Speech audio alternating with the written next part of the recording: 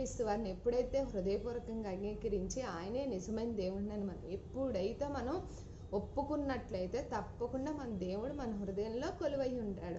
ఆయన కొలువై ఉండటమే వెలుగు.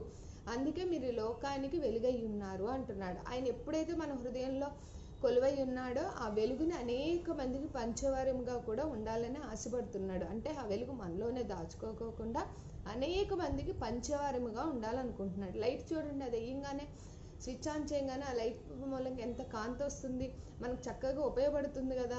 ఆ లైట్ అనేది ఎంతో, దానివల్ల ఆ వెలుగు ప్రకాశించడం మూలంగా మనకి అన్ని చక్కగా కూడా చూడగలుగుతున్నాం.